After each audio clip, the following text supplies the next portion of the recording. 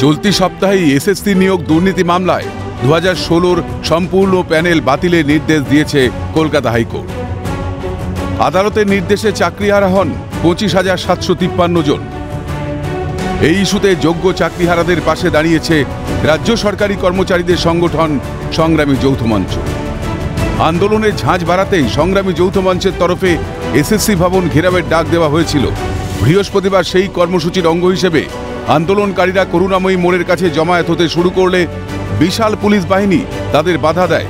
অভিযোগ, আন্দোলনকারীদের মধ্যে অন্তত 15 জনকে আটক করে বিধাননগর পুলিশ।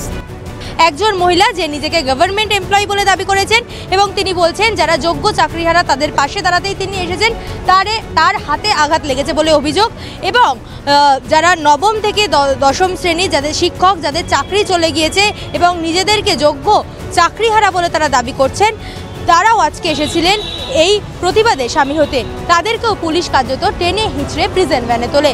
আর সংগ্রামী যৌথ মঞ্চে যারা এসেছিলেন তারা বলছেন যখনই কোনো বিষয় নিয়ে প্রতিবাদে নামে সাধারণ মানুষ থেকে শুরু করে সংগ্রামী যৌথ মঞ্চ সেই সময় পুলিশের অতি সক্রিয়তার শিকার হন।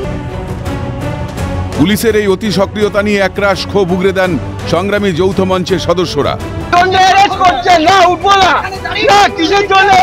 দাঁড়িয়ে আছেন, আমরা স্বাধীন দেশের নাগরিক, কোনো কারণ দেখাতে পারছে না, পুলিশকে জিজ্ঞাসা করুন কেন অ্যারেস্ট করছে।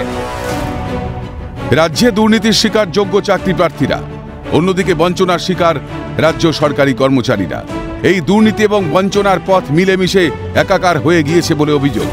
সেই বঞ্চনার প্রতিবাদেই এসএসসি ভবন ঘেরাওয়ের ডাক দেওয়া হয়েছিল সংগ্রামী যৌথ মঞ্চের তরফে। সেই কর্মসূচি আটকাতে পুলিশের ধরপাকড় এতটাই তীব্র ছিল যে কে আন্দোলনকারী আর কে সাধারণ পথচারী কিছুই বাজ বিচার করছে না পুলিশ। একটি গণতান্ত্রিক দেশে প্রশাসনের এহেন আচরণ কি কাম্য? কোথায় এসছি? আমরা তো এমনি রাস্তায় যাচ্ছিলাম, আমাদের তোলা হচ্ছে। কেন তোলা হচ্ছে বলুন? প্রতিবাদ, আমরা এসএসসি ক্যান্ডিডেট নই, আমরা এসএসসি ক্যান্ডিডেট প্রতিবাদ আছে, আমরা জানি সেটা। ঘিরে ধরে দাঁড়িয়েছে, কি নাম, কোথায় যাবেন, আই কার্ড দেখান। আমি যেখানেই যাই, আমি এটা কেন তাকে কৈফিয়ত দেব? আমি যেখানে যাব, এটা কি সাধারণ ভারতে কি আমাদের সেই অধিকারটা নেই? আমি যেখানেই যাব আমি কি পুলিশকে বলতে বাধ্য আমি কি একটা ক্রিমিনাল? উনি আগে হাত বাড়িয়ে দিয়েছেন, চলুন।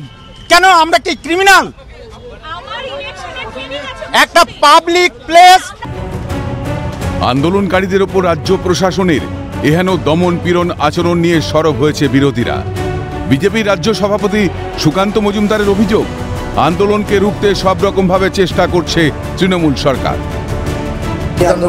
আন্দোলনকে দমন পীড়ন করার জন্য সমস্ত রকম চেষ্টা তৃণমূল কংগ্রেস সরকার করে যাচ্ছে, কিন্তু মানুষ বুঝতে পেরে গেছে যে এই সরকার যদি থাকে আপনার ভবিষ্যৎ অন্ধকার। চাকরি আপনার হলেও সেই চাকরি বিক্রি নিতে হবে এবং তারপর সেই চাকরি আবার কোর্টের রায়ে চলেও যাবে। তদন্ত ঠিক পথেই এগোচ্ছে মত বর্ধমান দুর্গাপুরের বিজেপি প্রার্থী দিলীপ ঘোষের। সেগুলো সমাধান করতে সময় লাগবে, কিন্তু ঠিক রাস্তায় ঠিক দিকে এগোচ্ছে, সময় লাগলেও সমাধান হবে।